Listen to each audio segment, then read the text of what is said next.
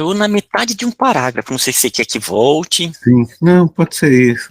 A gente começa aí nessa se a divindade. Foi nesse hoje. Ah, tá, se a divindade. Não, a gente só volta só um pouquinho. Ok. Se a divindade é um princípio que exorbita vossos limites conceituais, ela está a esperar-vos. Para revelar-se, espera a vossa maturação. Hoje, que finalmente vossa mente está amadurecendo, não é mais lícito, como no passado, reduzir aquele conceito a proporções antropomórficas. Foi aí que a gente parou. Hoje, eu já trouxe a vosso relativo nova e maior aproximação. Projetei em vossas mentes a maior imagem que as humanidades futuras terão de Deus. Este é um canto mais alto de sua glória. Isso não é irreligiosidade, mas, ao invés, pela maior exaltação de Deus, é religiosidade mais profunda. Isso é interessante quando ele coloca isso, né? É que isso não é irreligiosidade, porque muitas religiões estão focadas em Deus, um Deus antropomórfico, né? Quando ele pressupõe, ele coloca em que você tem que ir além dessa visão antropomórfica, né? É como se ele tivesse, como se diz assim, relativizando as religiões, ou a posição de muitas religiões, que tem um Deus antropomórfico, né? Então ele coloca que isso não é isso, né? Eu sou uma ligação com o divino, uma ligação com o sagrado, de forma muito mais profunda, né? Eu vejo religião muito essa conexão com o sagrado, com aquilo que vai muito além do nosso mundo aqui, né? Não procureis Deus apenas fora de vós, tornando-o concreto em imagem e expressões de matéria, mas o sentis, sobretudo em sua forma de maior poder dentro de vós, na ideia abstrata, estendendo os braços para o universo do Espírito, que vos aguarda.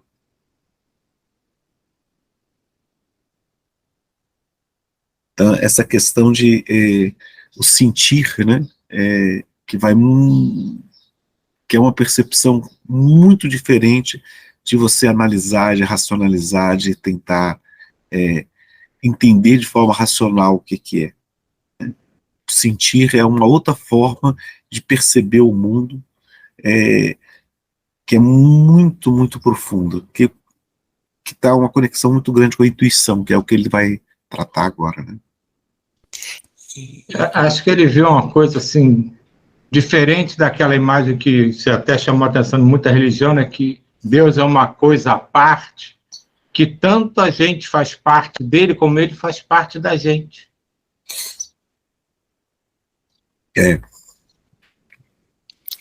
E um ponto sobre esse sentir, e realmente a pesquisa por intuição, ela está profundamente ligada a esse desenvolvimento da sensibilidade, essa sensibilidade energética, essa sensibilidade que está além desses nossos sentidos.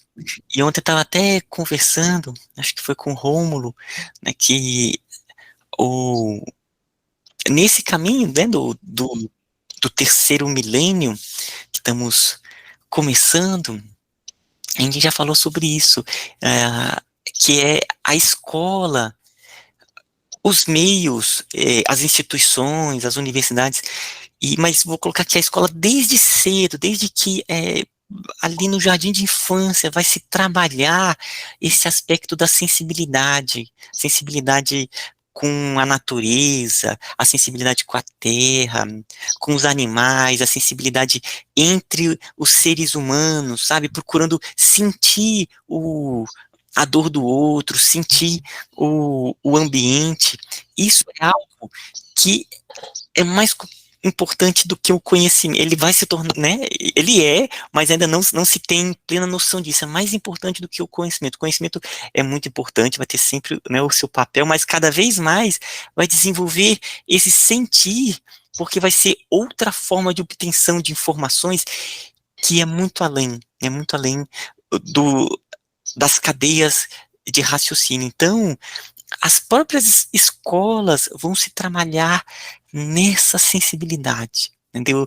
Do sentir, nesse sentido mais profundo mesmo, espiritual.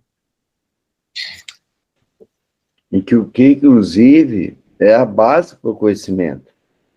Né? Agora eu perdi a palavra aqui agora da lei da gravidade. Quem foi? Isaac Newton. Newton, Isaac Newton. Ele estava debaixo de uma água quando a maçã caiu. Né? E ele fez a lei da gravidade.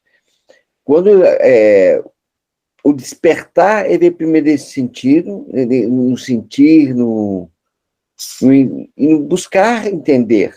Né? Porque o científico é buscar o entender, buscar o entendimento científico racional para que tudo que vemos e sentimos. Né? Inclusive, é um caminho para a gente amadurecer cientificamente, não se afastar desse sentir, né? É deixar o sentir fluir para que o conhecimento flua, desenvolva, cresça. Então vamos lá. Agora eu gosto da palavra religião, que é religar, né? A religião é só para ligar você lá. Não se ligar você com os ônibus, com as igrejas, com nada. Ele vai ligar você com você mesmo até. Porque o maior tempo somos nós. Né? Somos verdadeiros tempos divinos. Gente, olha que bênção.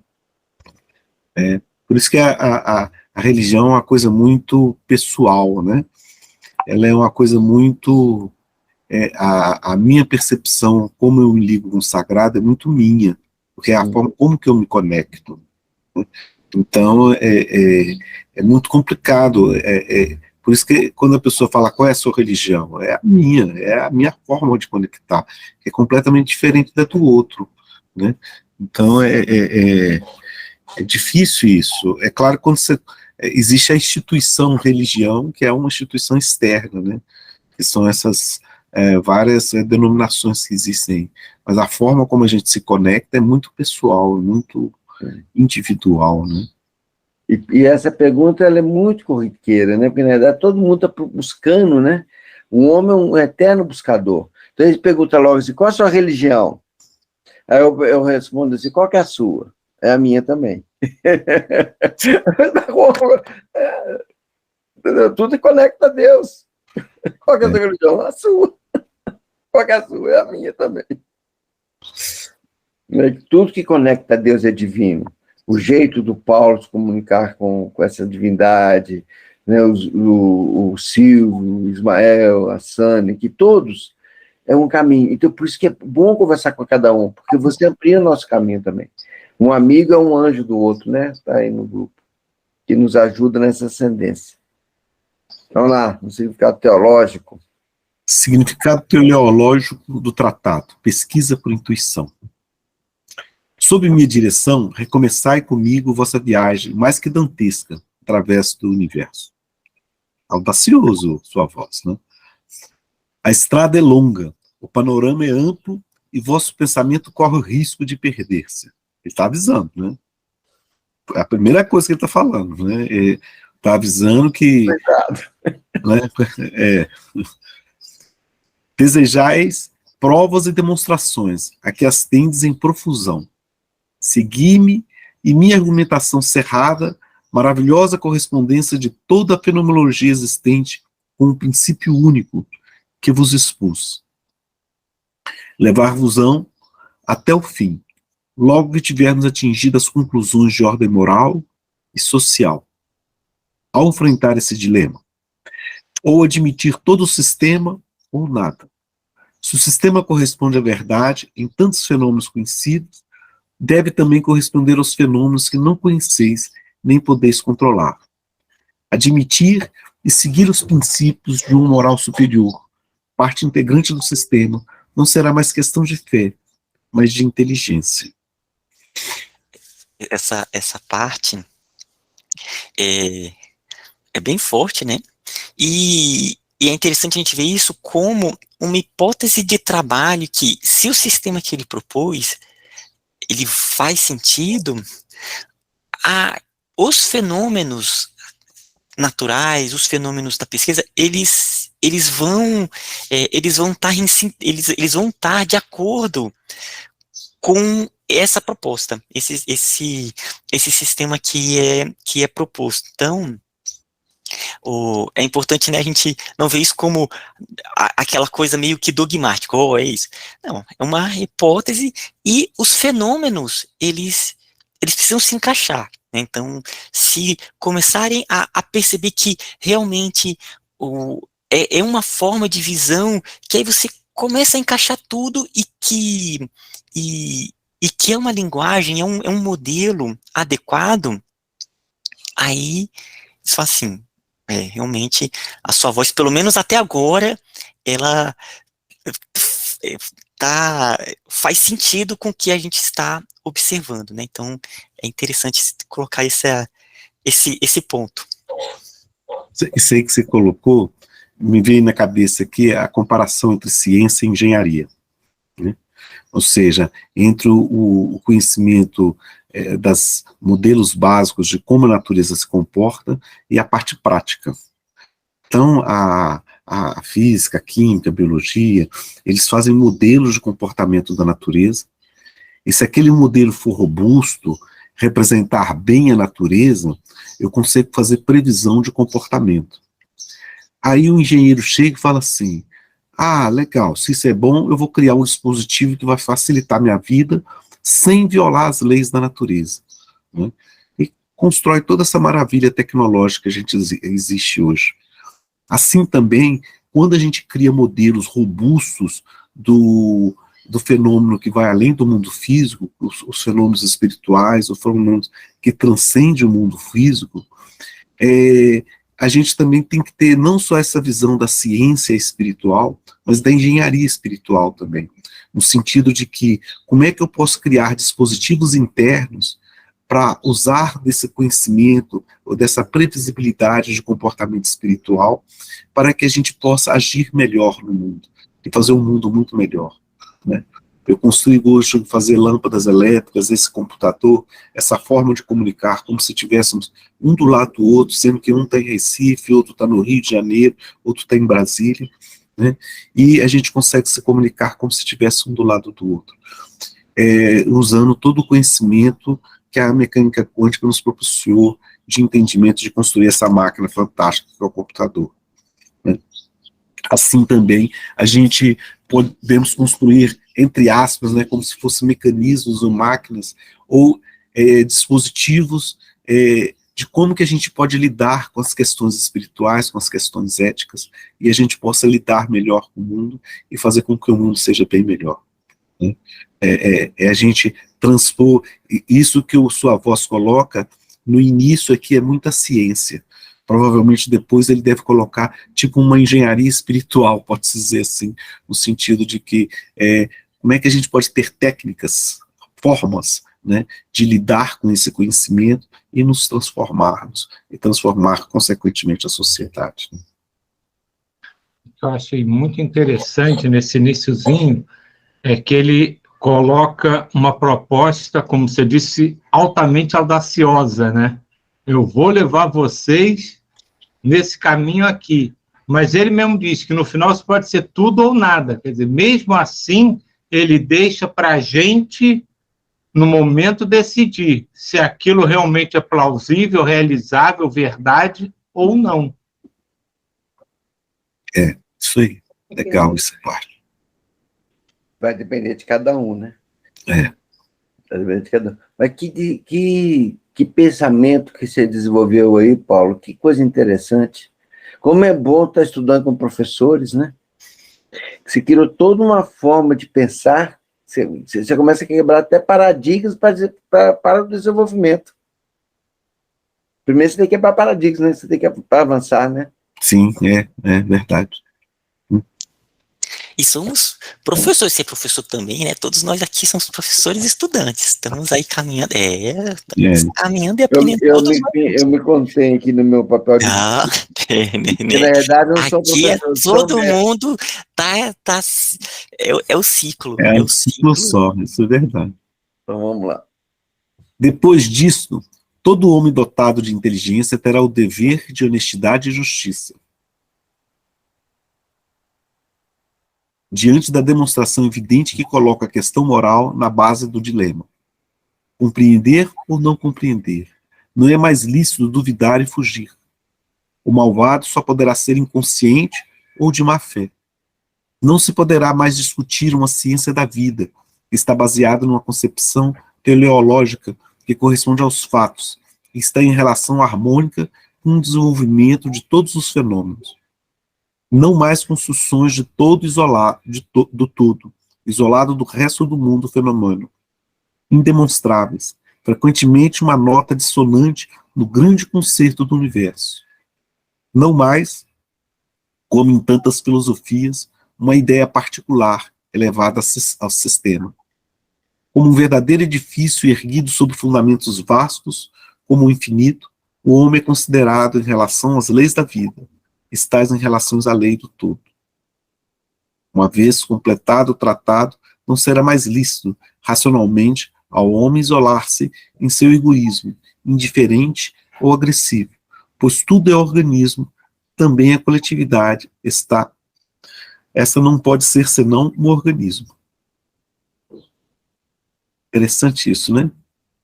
É isso que você sempre coloca, né, Ismael? Essa questão do coletivo formar quase que um... ela tem uma... sair novas... como se diz assim... novas formas de pensar, novas formas de agir do coletivo como um todo, né? Sai do indivíduo, né? E um ponto que eu achei interessante também nessa parte é quando ele vai colocando que uma vez que seja assimilado e perceba que ele está de acordo com os fenômenos, não tem como mais negar, e vai ligar realmente com esse aspecto moral.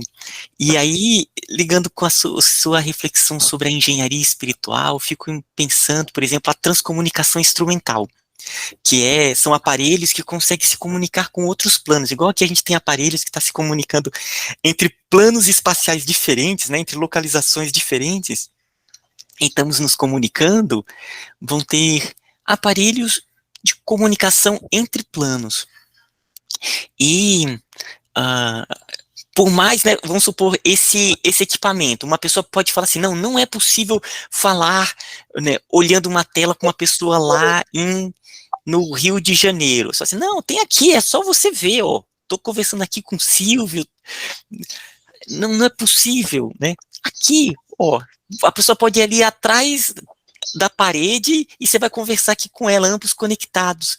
Aí vai chegar uma pessoa vai falar assim, não, está todo mundo em um sono esperando a resposta. Estou fazendo até uma crítica, né? Mas enfim, ele coloca alguma ideia falando assim, não existe uma vida espiritual. Não existe, o espírito ele não pode se comunicar depois que morrer.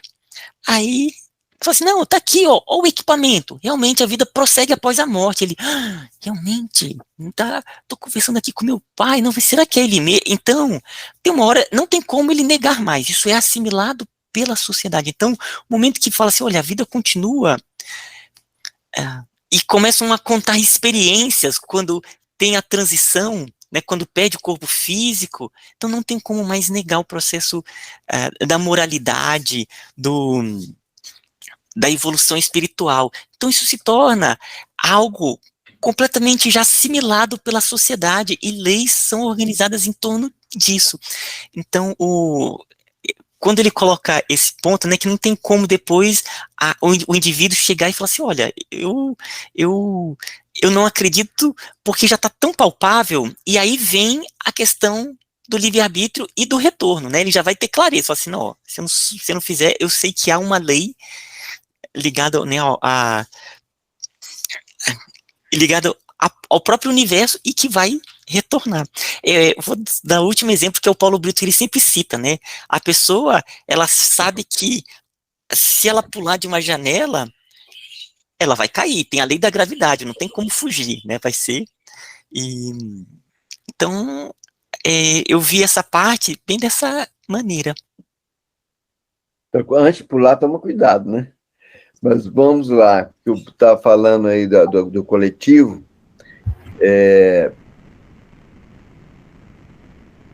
O indivíduo, o que é o coletivo? É um conjunto de indivíduos. E cada indivíduo vai interferindo na sua coletividade, na sua comunidade, na comum unidade, né? Vai tornando comum. Eu gosto de histórias também, vou lembrar a história do Chico, que eu só acho fantástica, a história do Chico. Essa história é muito antiga, eu acho que é do Chico mesmo. Eu leio tanto livro, o Chico fala tantos livros, a gente não sabe, mas eu acho que é do Chico. E teve um crime lá na cidade, de uma criança, que ele pegou uma arma, atirou e tal. Dois colegas, duas crianças, dois adolescentes. Os irmãos têm uma memória melhor, se vocês tiverem, vocês ajudam aí na história. E o menino vai ser julgado, como ele que atirou no amiguinho. E não foi ele, o próprio menino que estava brincando com a arma, ele atirou nele mesmo, né? Lá, limpando a arma, uma coisa assim. E todo indicava que era o coleguinho tinha matado o outro, né? E o juiz, o Chico, acho que foi o Chico, participou da audiência e ele recebeu o menino que foi desencarnado e que deu todas as circunstâncias, todas as provas que o crime não tinha sido o outro colega que cometeu, foi ele mesmo que cometeu o acidente. Então, as provas começam a ficar irrefutáveis e vai trazendo desenvolvimento, né? Então, hoje tem a foto Kirley. Olha que coisa linda. Quando eu conheci a foto Kirley, eu fiquei encantado, gente. O casal Kirley. Hoje é mais difícil tirar foto Kirley, porque ela é tirada com aquelas filmes antigos, né? Você pega uma bobina, faz uma onda eletromagnética de alta frequência, você coloca o seu dedo ali na frente, então ele interage essa onda eletromagnética com o campo eletromagnético em volta do seu dedo, né? E é registrado no filme embaixo. Só que hoje a gente não tem mais esses filmes, né? E não dá para fazer isso em sensor de estado sólido, como são esses sensores hoje de máquina fotográfica digital, né?